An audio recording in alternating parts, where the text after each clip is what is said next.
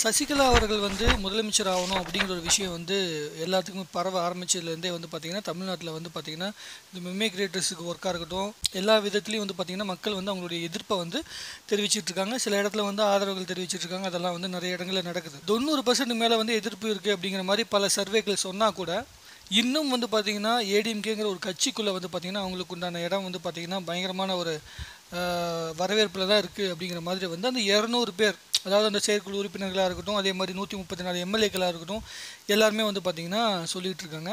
இது எந்தளவுக்கு உண்மை எந்தளவுக்கு பொய் அப்படிங்கிற விஷயத்த நம்ம ஆராய்ச்சி பண்ணுறதை விட இது எல்லாத்துக்குமே வந்து பார்த்திங்கன்னா தெளிவான ஒரு பதில் சொல்கிற மாதிரி ஒரு விஷயத்தை வந்து பார்த்திங்கன்னா பன்னீர்செல்வம் அவர்கள் வந்து பார்த்திங்கன்னா இப்போது நேற்று வந்து பார்த்திங்கன்னா நைட்டு வந்து கொடுத்த ஒரு பேட்டி மூலமாக நமக்கு ரொம்ப தெளிவாக தெரியுது. கட்சிக்குள்ளே மிகப்பெரிய அளவுக்கு குழப்பங்கள் இருக்குது. ஏடிஎம்கேல நிலைப்பாடே இல்லாத தன்மை, அதாவது பொது வாழ்வு அப்படிங்கிற ஒரு வார்த்தைக்கு உண்டான அர்த்தம் அழிந்து கொண்டே வருகிறது அப்படிங்கிறது தான் உண்மை. அரசியல் அப்படிங்கிற ஒரு வார்த்தைக்கு உண்டான உண்மையான ஒரு அர்த்தம் அப்படின்னு பார்த்தீங்கன்னா எனக்கு தெரிஞ்ச வரைக்கும், அதாவது எனக்கு அரசியல் ஞானமோ ஒரு 50 வருஷ அரசியல் ஞானம் அப்படி இப்படின்னு எதுவுமே எனக்கு கிடையாது. ஆனால் நான் பார்த்த வரைக்கும் அரசியல் அப்படிங்கிற விஷயம் வந்து பார்த்திங்கன்னா மக்களுக்கு சேவை செய்ய வருகின்ற ஒரு பொது வாழ்வு அப்படிங்கிற ஒரு விஷயந்தான். இப்போ பொது வாழ்வுக்கு உண்டான இடம் வந்து பார்த்திங்கன்னா எல்லா கட்சிகள்லையுமே எப்பயுமே வந்து பார்த்திங்கன்னா கொஞ்சம் காலியாகத்தான் இருக்குது. அதில் வந்து பார்த்திங்கன்னா இப்போதைக்கு இருக்க சுச்சுவேஷனில் ஏடிஎம்கேல இருக்க சூழ்நிலைகள்லாம் பார்க்கும்போது புது வாழ்க்கைக்காக போராடுறாங்களா, இல்லை அவங்களுடைய இடத்துக்காக போராடுறாங்களா, மந்திரி பதவிக்காக போராடுறாங்களா, அப்படி இப்படின்னு பல கொஷின்ஸ் வந்து நமக்குலாம் வருது. ஒரு சாதாரண மக்களோட பாயிண்ட் ஆஃப் வியூலேருந்து பார்க்கும்பொழுது பன்னீர்செல்வம் அவர்களுடைய பேட்டியை பார்க்கும்பொழுது ரொம்ப தெளிவாக தெரியுது. கண்டிப்பாக அவர் கட்டாயத்தின் பேரில் தான் வந்து பார்த்திங்கன்னா வந்து முதலமைச்சராக வந்து வெளியே வந்திருக்காரு அப்படிங்கிற விஷயம் நம்ம எல்லாம் பேசிகிட்டு இருக்கும்போது அவரே சொல்லியிருக்காரு, இந்த மாதிரி ஒரு காரணத்தினால தான் நான் வெளியே வந்தேன் அப்படின்னு சொல்லிட்டு. ஜெயலலிதா அவர்கள் மூலமாகவே அடையாளம் காட்டப்பட்ட ஒருத்தர் வந்து பார்த்திங்கன்னா தொடரணும் அப்படிங்கிறதா வந்து மக்களுடைய எதிர்பார்ப்பாகவும் இருக்குது இப்போதைக்கு இருக்க சுச்சுவேஷனில். ஏன்னா எந்த அரசியல் பின்புலமும் இல்லாமல் ஜெயலலிதா அவர்கள் வந்து பார்த்திங்கன்னா உயிரோடு இருக்கும் பொழுது எந்தவித பதவியும் இல்லாத ஒருத்தவங்ககிட்ட போய் அந்த பதவி சேரும் பொழுது கண்டிப்பாக ஏடிஎம்கேக்கு இருக்க மிகப்பெரிய மரியாதை வந்து மக்கள் மத்தியில் வந்து போயிடும் அப்படிங்கிறது உண்மை. மக்கள் மத்தியில் வந்து கண்டிப்பாக யாருமே ஏற்றுக்கல. பன்னீர்செல்வம் அவர்களை தவிர வேறு யாரையுமே வந்து பார்த்திங்கன்னா ஏடிஎம்கேல இப்போதைக்கு சிஎம்மாக ஏற்றுக்கிற மனநிலையில் மக்கள் இல்லை அப்படிங்கிறது வந்து சோசியல் மீடியாவாக இருக்கட்டும், மெமையாக இருக்கட்டும், எல்லா விஷயங்களும் பார்க்கும்பொழுது நமக்கு தெளிவாக தெரியுது.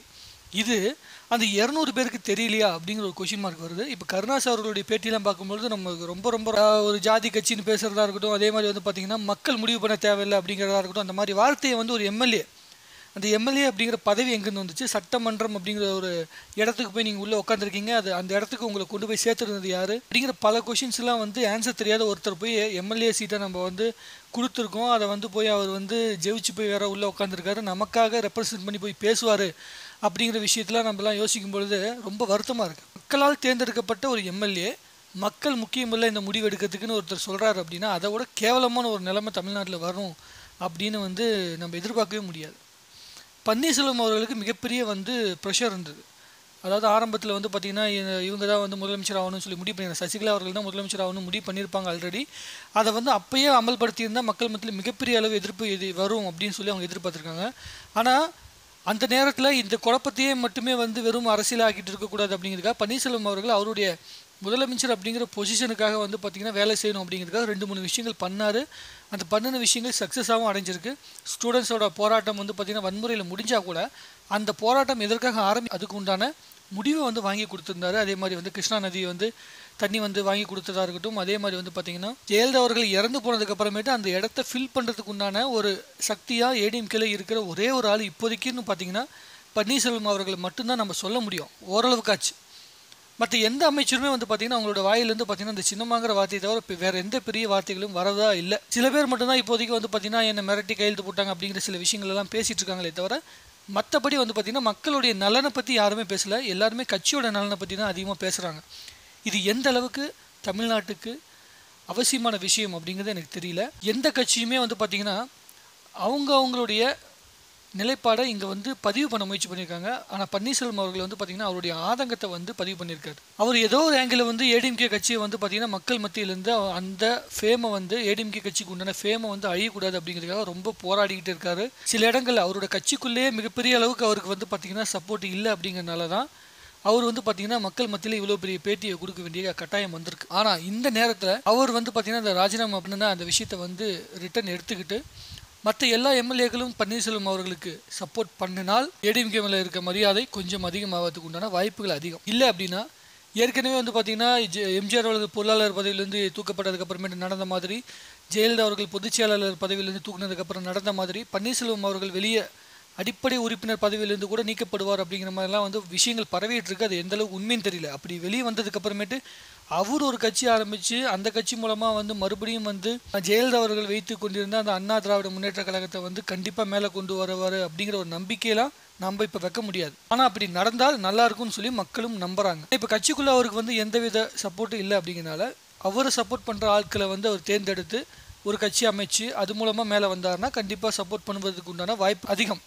இப்போ அவர் உள்ள இருக்க நிலைப்பாடை விட அப்படி ஒரு விஷயங்கள் எடுத்தார்னா கண்டிப்பாக அதுக்கு உண்டான வாய்ப்புகள் அதிகம். மக்களும் அதை தான் எதிர்பார்க்குறாங்க. ஆனால் என்னை பொறுத்த வரைக்கும் என்னோட பாயிண்ட் ஆஃப் வியூ வந்து நான் பார்க்குறேன் அப்படின்னா ஏடிஎம்கேல இருக்கிற ஓரளவுக்காச்சு மக்கள் மத்தியில் இப்போதைக்கு வந்து பார்த்திங்கன்னா எந்தவித பெரிய சந்தேகங்களும் இல்லாமல் ஏற்றுக்கொண்ட ஒரு தலைவராக வந்து பன்னீர்செல்வம் அவர்களை பார்க்கலாம். ஆனால் அதை அவர் இதுக்கப்புறமேட்டு அவர் வந்து மற்ற அமைச்சர்கள் மாதிரியே வந்து பார்த்திங்கன்னா சின்னம்மான்னு சொல்லி பேச ஆரம்பித்து அதுக்கப்புறமேட்டு சரண்டர் ஆகிட்டாருனாலோ இல்லை இப்போ கிடைச்சிருக்கிற இந்த நன்மதிப்பை வந்து பார்த்திங்கன்னா விட்டுட்டாலோ கண்டிப்பாக ஏடிஎம்கே கட்சியுடைய எதிர்காலம் வந்து மிகப்பெரிய அளவுக்கு பாதிக்கப்படும் அப்படிங்கிறது உண்மை. இது எல்லாத்துக்கும் காலம்தான் பதில் சொல்லணும். யார் வந்து வரணும் யார் வரக்கூடாது அப்படிங்கிற விஷயம்லாம் வந்து பார்த்திங்கன்னா எம்எல்ஏக்களோட கையில் இருக்கிறதுனால மக்கள் வந்து பார்த்திங்கன்னா இப்போ ஆதங்கம் தான் பட முடியும். வரக்கூடாதுன்னு நம்ம என்னதான் போராட்டம் வைத்தாலும் சரி, என்னதான் வந்து நம்ம வந்து கூக்குரலிட்டு பேசினா கூட சரி, அது எல்லாமே வந்து ஒரு விதத்துக்கு மேலே நடந்துடும். நம்ம கையில் இருக்கிற ஒரே ஒரு ஆயுதம் என்னென்னா அந்த ஓட்டுங்கிற உரிமை. அதே மாதிரி இப்போ இருக்கிற அந்த ஆதங்கமும் இந்த கோபம் அப்படிங்கிற அந்த வார்த்தைகள் மட்டும்தான் நம்மகிட்ட இருக்கிற ஒரே ஒரு உந்து சக்தி. இதை மறக்காமல் திடீர்னு வந்துட்டு ஒரு 4 நல்லது நடந்ததுக்கப்புறமேட்டு அதே மாதிரி 4-5 திட்டத்தை கொடுத்ததுக்கப்புறம் சில பொருட்களை இலவசமாக கொடுத்ததுக்கப்புறம் அதுக்கப்புறம் கையில் காசு கொடுத்ததுக்கப்புறமேட்டு மறந்துட்டு ஓட்டு போட்டுட்டீங்க அப்படின்னா அதை விட கேவலம் எதுவுமே இல்லை அப்படிங்கிற ஒரு கேவலமான வார்த்தையை நான் சொல்ல விரும்பலை. அதை விட முட்டாள்தனமான ஒரு விஷயம் எதுவுமே இல்லை அப்படிங்கிறது மட்டும் இப்போ இருக்கிற அரசியல் நிகழ்வுகளை வச்சு நம்ம சொல்லக்கூடிய ஒரு நான் எல்லா வாட்டியும் இதை சொல்லிக்கிட்டே இருக்கேன். தயவு செஞ்சு இப்போ நடக்கிற எந்த விஷயமா இருக்கட்டும், இதுக்கப்புறம் நடக்க போகிற எந்த விஷயமா இருக்கட்டும், எதையுமே மறக்காதீங்க. யோசிங்க. யார் உண்மையை பேசுகிறாங்க, யார் பொய் பேசுகிறாங்க, இது பொய்யாவே இருக்கலாம் அப்படிங்கிற சந்தேகத்தில் மட்டும் பார்க்காதீங்க. யோசிங்க. சந்தேகப்படுவதுங்கிறது நமக்கு வந்து நார்மலாக வந்துக்கிட்டே இருக்கும். ஆனால் யோசிங்க, தமிழ்நாட்டுக்கு எது நல்லது அப்படின்னு சொல்லிட்டு. நம்ம கையில் காசு இருக்குது, ஒரு கடைக்கு போகிறோம், கையில் காசை கொடுத்து நம்ம பொருள் வாங்கிக்க முடியும் அப்படிங்கிற ஒரு சந்தோஷத்தை மட்டுமே வச்சுக்கிட்டு வாழ்க்கை நடத்த முடியாது. நமக்கு கீழே கிட்டத்தட்ட வந்து பார்த்திங்கன்னா 800 கோடி பேர் இருக்கிற மக்கள் தொகையை உலகத்தோட மக்கள் தொகையில் வெறும் 40 கோடி பேர் மட்டும்தான் 3 வேளை சாப்பாடு சாப்பிட்றாங்க. மீதி 700 கோடி பேருக்கு மேலே வந்து பார்த்திங்கன்னா சாப்பாட்டு ஏதோ ஒரு வேலையில் சாப்பாடு இல்லாமல் இருக்காங்க அப்படிங்கிற ஒரு வருத்தம். தமிழ்நாட்டில் வந்து பார்த்திங்கன்னா 8 கோடி பேர் இருக்காங்கன்னா மினிமம் வந்து பார்த்திங்கன்னா 1 கோடி பேர் தான் தன்னிறைவு அடைஞ்சிருக்காங்க ஓரளவுக்காச்சு. மீதி 7 கோடி பேர் வந்து பார்த்திங்கன்னா ஏதோ ஒரு ஆங்கிளில் வந்து பார்த்திங்கன்னா தன்னிறைவு அடையாமல் இருக்காங்க.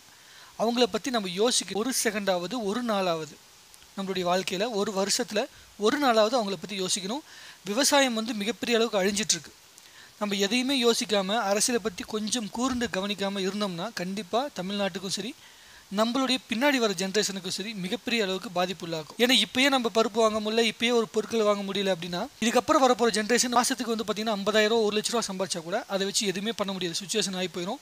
அந்த நிலைமை எல்லாமே வந்து பார்த்திங்கன்னா இப்போ நம்ம வச்சுட்டு இருக்க மைண்ட் செட்டும் சரி, இதுக்கப்புறம் நம்ம எடுக்க போகிற முடிவுகள் மட்டும்தான் பின்னாடி இருக்கிற ஜென்ரேஷனுக்கும் சரி நம்ம தமிழ்நாட்டுடைய எதிர்காலத்துக்கும் சரி மிகப்பெரிய அளவுக்கு உபயோகப்படும் அப்படின்னு நான் நம்புகிறேன். பன்னீர்செல்வம் அவர்களுடைய பேட்டியை பார்க்கும்பொழுது நமக்கு கண்டிப்பாக ஒரு நார்மல் தமிழனுடைய ஆதங்கமும் தெரிகிறது. இதுக்கு பின்னாடி பிஜேபி இருக்காங்க, அவங்க இருக்காங்க, இவங்க இருக்காங்கன்னு சொல்லி ஆராய்ச்சி பண்ணுறதை விட அதில் இருக்கிற பாசிட்டிவை முதல்ல பார்ப்போம். நெகட்டிவ் என்னங்கிறது காலம் பதில் சொல்லும்.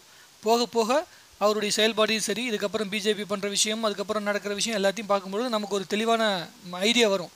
இப்போதைக்கு அந்த பேட்டியில் இருக்கிற உண்மைகளை கொஞ்சம் கூர்ந்து கவனிங்க. மற்றது காலம் பதில் சொல்லும். நன்றி, வணக்கம்.